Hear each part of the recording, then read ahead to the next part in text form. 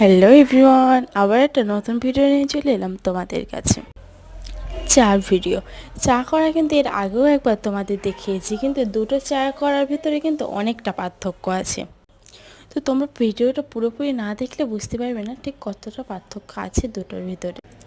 এই চাটা করার জন্য আমি নিয়েছিলাম পরিমাণ মতন চিনি, এবং চিনিটার পরিমাণ একটু বেশিই নিতে হবে। এর কারণ ওটাও পুড়ে যাওয়ার পরে কিন্তু একটু স্বাদটা কমে আসবে, এর কারণে একটু বেশি নিয়ে নিতে।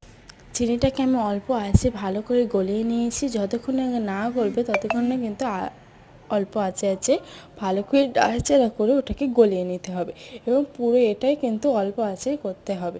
তারপরে তাতে জল দেওয়ার পরে দেখবে চিনিটা জমাট বাঁধছে। জমাট বাঁধার পরে সেটাকে অল্প অল্প আঁচে ছাড়িয়ে নিয়ে তার ভিতরে দিয়ে দিচ্ছি দুধটা দেওয়ার পরে ভালো করে ফুটে উঠবে যখন, তখন আমি দিয়ে দেবো চায়ের গুঁড়াটা দেওয়ার পরে দেখবে কালারটা এত দারুণ এসছে।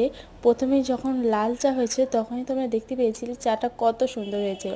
দেখো চাটা দেওয়ার পরে দুধের সঙ্গে চাটা মিশে কালারটা কিন্তু বার হয়ে যাচ্ছে। এভাবে যদি তোমরা বাড়িতে একবার চা বানিয়ে খেয়ে দেখতে পারো, দেখবে খুব দারুণ সুস্বাদু এবং মজাদার হয়েছে। এইভাবে তুমি যাকে দেবে, ছোট বড় যেই খাবে না কেন, তোমার হাতের নাম কিন্তু করতেই থাকবে এবং সবসময় তোমার কাছে চা খেতে থাকবে। এই পর্যন্তই, টাটা।